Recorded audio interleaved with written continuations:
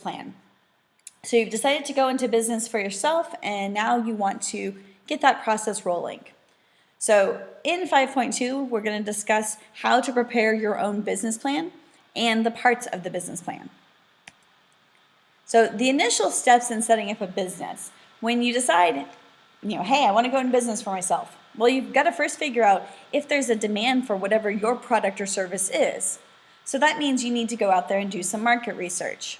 So market research is going to determine, does your product or service have the potential to succeed? What's the current competition out there? Are there like products? Things like that. The business plan is a written description of a new business venture that describes all aspects of the business. And what this helps entrepreneurs do is to focus on what they want to do, how they will do it, and what they can expect to accomplish. This is usually what you have to create in order to get financing. You take this to the bank and say, please give me money, and hope that they are going to be impressed by your business plan. So the checklist for starting a venture, you want to ask yourself these questions and then determine, where to go from there. So ask yourself, what will I produce? Who are my main competitors? Why is my product or service needed? How much will my product or service cost to produce? How many people will I need to run the business? What physical facilities will I need? What licenses, permits, or other legal documents do I need? And how much money will I need to get started? So once you can narrow down the focus of your business with these questions, then you're ready to start the business plan. Now this is the final slide of this section, but there's a lot of information on here. So feel free to stop, rewind, take notes as necessary. There's a lot of information on this page, as I said. First thing you start off with is the executive summary. The executive summary is a brief account of the key points contained in the business plan. It should be no more than 2 pages and should include the most important information from each section of the plan. It should open with a compelling story to persuade the reader that the business is going to succeed.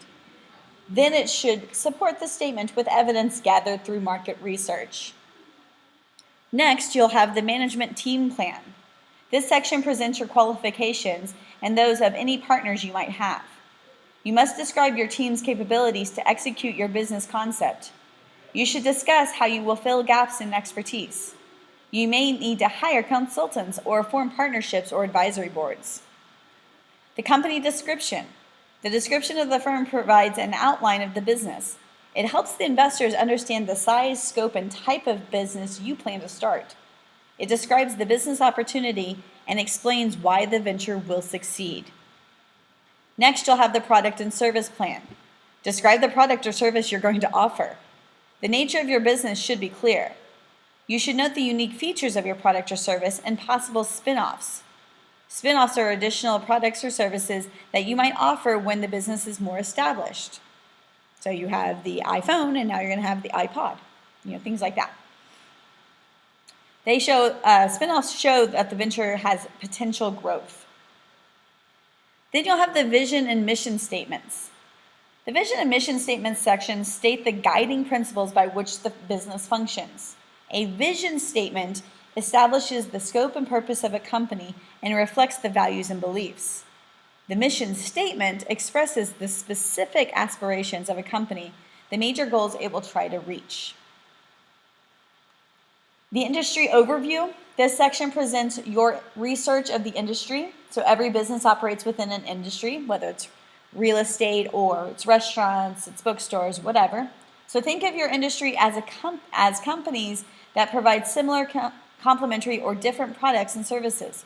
Discuss trends and growth within the industry. Market analysis. Market analysis section presents research about your customer profile. These results help you determine your overall marketing and sales strategies. In addition, this section analyzes your customers and the competition. Include in it geographic, economic, and demographic data about the target market and business location. Competitive analysis. Competitive analysis indicate how the proposed business has an advantage over its competitors. You can gather information on competitors by viewing their websites, talking to their customers, vendors, suppliers, and employees, and attending trade shows Trade shows are where many companies within the same industry meet and discuss different ideas and show off what they're doing. See if any articles have been written about them. Then you get to the marketing plan. A marketing plan discusses how a company makes its customers aware of its products or services. It includes features such as the market niche, pricing, company image, marketing tactics, a media plan, and a marketing budget. Once you have the marketing plan, you'll come up with the operational plan. The operational plan includes the business processes that result in production and delivery of the product or service. So how are you getting it out there? The organizational plan. This part looks at the people who will run the firm as well as management's philosophy. The form of business organization that is chosen, such as a sole proprietorship, is also discussed. So sole proprietorship means one person owns it, or maybe it's a business partnership with 2, 3, or 4 or more people. The financial plan, this section is forecasts for the business. So data are usually shown in financial statements.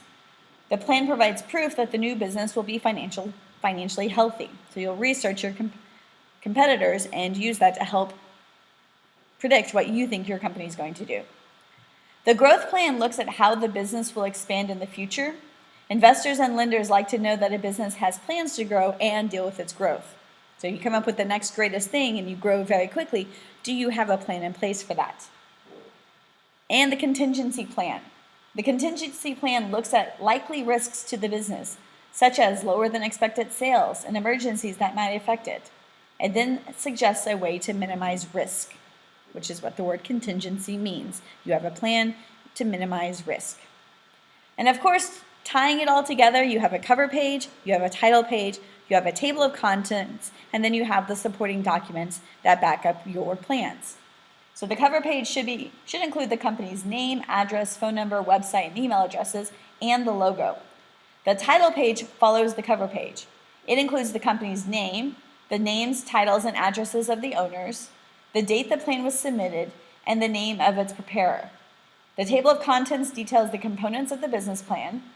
And finally, supporting documents include exhibits and other information relevant to the business. So this becomes a pretty substantial project that you would then present to likely investors and financial institutions. All right, so that concludes Chapter 5 on entrepreneur and entrepreneurship. And we will continue this discussion in class.